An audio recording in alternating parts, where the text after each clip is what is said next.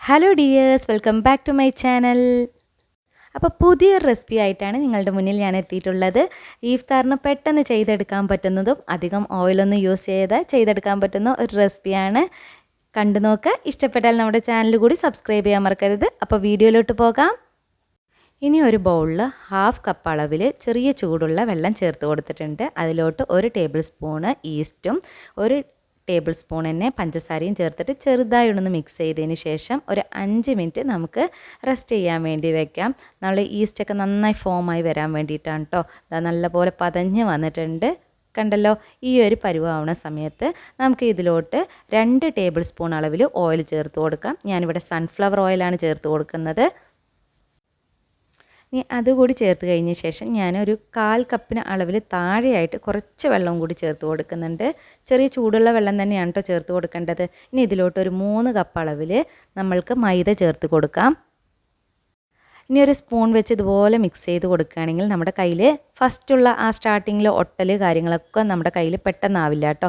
അതിന് ശേഷം ഞാൻ കൈവച്ചിട്ട് നല്ല പോലെ തന്നെ ഒന്ന് കുഴച്ചെടുത്തിട്ടുണ്ട്. ആവശ്യമുള്ള സമയത്ത് കുറച്ച് വെള്ളം വേണമെങ്കിൽ വീണ്ടും ചെറിയ ചൂടുള്ള വെള്ളം തന്നെ ചേർത്തിട്ട് കുഴച്ച് കൊടുക്കാൻ ശ്രദ്ധിക്കുക. ഒരുപാട് ലൂസിയായിട്ട് കുഴക്കരുത്. ഇനി അതിലോട്ട് അല്പം ഓയിൽ തടവിയിട്ട് നമുക്ക് ആ ഒരു സൈഡിലോട്ട് മാറ്റി വയ്ക്കാം. നല്ല പോലെ പൊങ്ങി വരണം, അതിന് വേണ്ടി മാറ്റി വയ്ക്കാം കേട്ടോ. ഇനി നമുക്ക് അതിനുള്ള ഫില്ലിങ്സ് റെഡിയാക്കാം. അതിന് വേണ്ടിയിട്ട് ഒരു പാനിലോട്ട് അല്പം ഓയിൽ ചേർത്തിയിട്ട് അതിലോട്ട് 1/2 ടീസ്പൂൺ അളവിൽ ചെറിയ ജീരകമാണ് ചേർത്ത് കൊടുത്തിട്ടുള്ളത്. അതിലോട്ട് 2 വലിയുള്ളി ചേർത്ത് കൊടുത്തിട്ടുണ്ട്. അത് നന്നായി ഒന്ന് വഴങ്ങി വന്നതിന് ശേഷം അതിലോട്ട് ഒരു 1/2 ടേബിൾ സ്പൂൺ അളവിൽ ഇഞ്ചി വെളുത്തുള്ളി പേസ്റ്റ് കൊടുക്കാം. അതും ഒന്ന് വഴങ്ങി വന്നാൽ നമ്മളുടെ ചിക്കൻ അത് ചേർത്ത് കൊടുക്കുക കേട്ടോ. ഞാൻ വേവിച്ചത് ഒന്ന് ഉടച്ചെടുത്തതാണ്, മിക്സിയിലൊന്ന് ക്രഷ് ചെയ്തെടുത്താണ്. അതുകൂടി ചേർത്ത് കൊടുക്കാം. അതിനോടൊപ്പം തന്നെ നമുക്ക് കുറച്ച് ക്യാപ്സിക്കവും അതേപോലെ തന്നെ തക്കാളിയും ചേർത്ത് കൊടുത്തിട്ടുണ്ട്. ഇനി ഇതൊന്ന് പതുക്കെ ഒന്ന് വഴറ്റിയെടുത്തതിന് ശേഷം ഇതിലോട്ട് ആവശ്യത്തിനുള്ള ഉപ്പ് കൂടി ചേർത്ത് കൊടുക്കണം. ഇനി ഇതിലോട്ട് 1 ടീസ്പൂണ് ഗരം മസാലയും 1/2 ടീസ്പൂണ് കുരുമുളക് പൊടിയും 1/2 ടീസ്പൂണ് വിനീഗറും 1/2 ടീസ്പൂൺ തന്നെ ഞാൻ ചിക്കൻ മസാലയും അതിനോടൊപ്പം തന്നെ 2 ടേബിൾ സ്പൂൺ അളവിൽ ടൊമാറ്റോ സോസും കൂടി ചേർത്ത് കൊടുക്കുന്നുണ്ട്. ഇനി നിങ്ങൾക്ക് സ്പൈസി പോരെങ്കിൽ കുറച്ചുകൂടി കുരുമുളക് പൊടി ചേർത്ത് കൊടുക്കാവുന്നതാണ്. ഇനി ഇത് നല്ലപോലെ ഒന്ന് മിക്സ് ചെയ്തിട്ട് 2 മിനിറ്റ് ഒന്ന് കുക്ക് ചെയ്തെടുക്കണം. അങ്ങനെ നമ്മുടെ ഫില്ലിങ്സ് ഇവിടെ റെഡി ആയിട്ടുണ്ട്. ഇനി ചൂടാറാൻ വേണ്ടി ഇത് മാറ്റി വയ്ക്കാം. അപ്പോൾ നമ്മൾ ഈ ഒരു മാവ് 2 മണിക്കൂറാണ് കേട്ടോ റെസ്റ്റ് ചെയ്യാൻ വേണ്ടി വെച്ചിട്ടുണ്ടായിരുന്നത്. 2 മണിക്കൂറിന് ശേഷം മാവ് നല്ല പോലെ തന്നെ ഇതാക്കണ്ടോ, നല്ല പോലെ തന്നെ പൊങ്ങി വന്നിട്ടുണ്ട്. ഇനി ഒരു കൗണ്ടർ ടോപ്പിൽ അല്പം മാവ് ചേർത്തിട്ട് ഇതൊന്ന് മിക്സ് ചെയ്തെടുക്കാം കേട്ടോ. അപ്പോൾ ഈ ഒരു മാവ് വെച്ചിട്ട് ഞാൻ 2 തരത്തിലുള്ള റെസിപ്പിയാണ് നിങ്ങൾക്ക് ഷെയർ ചെയ്യുന്നത്. ഫില്ലിങ്സ് ഒന്ന് തന്നെയാണ്. ഇനി നമുക്കിതിനെ 2ആയിട്ട് കട്ട് ചെയ്ത് മാറ്റാം. അതിലൊരു 1/2 പോർഷൻ എടുത്തിട്ട് മാവ് ഇതുപോലെ ഒന്ന് തൂക്കി കൊടുത്തതിന് ശേഷം ഒന്ന് പരത്തിയെടുക്കാം കേട്ടോ. ചെറിയ ഒട്ടലൊക്കെ ഉണ്ടാവും, അപ്പോൾ ചെറുതായിട്ടൊന്ന് മാവൊന്ന് സ്പ്രെഡാക്കി കൊടുത്താൽ മതി. അതിന് ശേഷം ഞാൻ ഇതിനെ ഒരു 8 പീസായിട്ട് കട്ട് ചെയ്യുന്നുണ്ട് കേട്ടോ. ഇനി ഇതിൻ്റെ അറ്റത്തായിട്ട് നമ്മൾ റെഡിയാക്കി വെച്ചിരിക്കുന്ന ഫില്ലിങ്സ് ചേർത്ത് കൊടുക്കാം. 1 സ്പൂൺ അളവിൽ ചേർത്ത് കൊടുത്താൽ മതിയാവും. ഇനി ഇതിൻ്റെ സൈഡാണ് ആദ്യം ഇതുപോലെ ഒട്ടിച്ചു കൊടുക്കാം. ഇനി ഇതിൻ്റെ ഒരു സൈഡ് ഇതുപോലെ നമ്മളൊന്ന് പ്രസ് ചെയ്ത് കൊടുത്താൽ തന്നെ ഒട്ടി കിട്ടും കേട്ടോ. ഇതിന് വെള്ളമോ ഒന്നും ചേർത്ത് കൊടുക്കണ്ട. അതിന് ശേഷം 2 പ്രസ് ചെയ്തിട്ട് ഉള്ളിലോട്ട് ഇതുപോലെ ഒന്ന് മടക്കി കൊടുക്കാം. പിന്നെ ഫില്ലിങ്സ് കണ്ടെങ്കിൽ ആ സൈഡും ഒന്ന് ഇതേപോലെ തന്നെ ഒന്ന് പ്രസ് ചെയ്ത് ഒട്ടിച്ചു കൊടുക്കാം. അപ്പോൾ ഇതുപോലെ എല്ലാം നമുക്ക് ചെയ്തെടുക്കാം കേട്ടോ.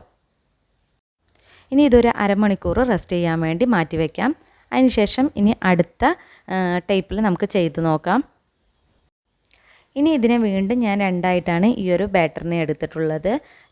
2 പോർഷനാക്കിയതിന് ശേഷം അല്പം മാവൊന്ന് സ്പ്രെഡ് ചെയ്തിട്ട് നമുക്കൊന്ന് പരത്തി കൊടുക്കാം. ഇനി 2 പോർഷനാക്കിയത് അല്പം നമുക്ക് മാവാക്കിയിട്ട് ആദ്യത്തെ ഒരു പോർഷന് നമുക്ക് പരത്തിയെടുക്കാം. ഞാൻ ഇതൊന്ന് ബേക്ക് ചെയ്യാൻ വേണ്ടിയിട്ട് 10 ഇഞ്ചിൻ്റെ കേക്ക് പാനാണ് എടുത്തിട്ടുള്ളത്. അതിലല്പം മാവൊന്ന് സ്പ്രെഡ് ചെയ്ത് കൊടുത്തതിന് ശേഷം അതിൻ്റെ മേലെയാണ് ഈ മാവ് ബാറ്റർ വെച്ച് കൊടുക്കുന്നത്. അതിനുശേഷം നമ്മുടെ ഫില്ലിങ്സ് അത് മൊത്തമായിട്ടൊന്ന് കവർ ചെയ്ത് കൊടുക്കാം കേട്ടോ. ഇനി അടുത്ത ഒരു പോർഷനും കൂടി നമ്മൾക്ക് ഇതുപോലെ ഒന്ന് പരത്തിയിട്ട് അതിൻ്റെ മോൾ ഭാഗത്തായിട്ട് കവർ ചെയ്ത് കൊടുക്കാം.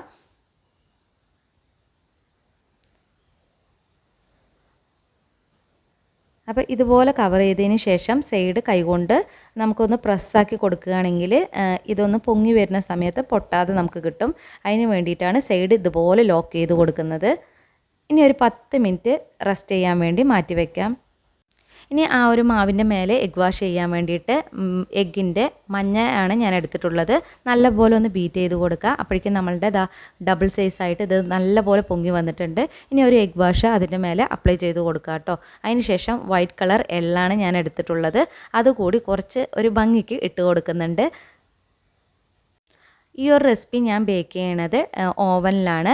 180 ഡിഗ്രിയിൽ ഒരു 5 മിനിറ്റ് ഞാൻ പ്രീ ഹീറ്റ് ചെയ്തെടുത്തിട്ടുണ്ട്. അതിന് ശേഷം 180 ഡിഗ്രിയിൽ ഒരു 20 മിനിറ്റ്സ് ബേക്ക് ചെയ്യുകയാണ് പറഞ്ഞാൽ അടിപൊളിയായിട്ടുള്ള ഈ റെസിപ്പി റെഡി ആയിട്ടുണ്ടാവും. അപ്പോൾ അടിപൊളിയാണ്. ട്രൈ ചെയ്യാത്തവർ ട്രൈ ചെയ്ത് നോക്കുക. കിടിലൻ ടേസ്റ്റാണെന്ന് തന്നെ പറയാം. അപ്പോൾ ഈ ഒരു വീഡിയോ എൻ്റെ ആദ്യമായി കാണുന്നവരാണെങ്കിൽ സബ്സ്ക്രൈബ് ചെയ്യുക. അപ്പോഴാണ് ഞാനിടുന്ന പുതിയ വീഡിയോസ് നിങ്ങൾക്ക് നോട്ടിഫിക്കേഷനായിട്ട് ലഭിക്കുകയുള്ളൂ. വീഡിയോ ഇഷ്ടപ്പെട്ടാൽ നിങ്ങളുടെ ഫ്രണ്ട്സിന് കൂടി ഷെയർ ചെയ്യാൻ മറക്കരുത്. Thank you for watching.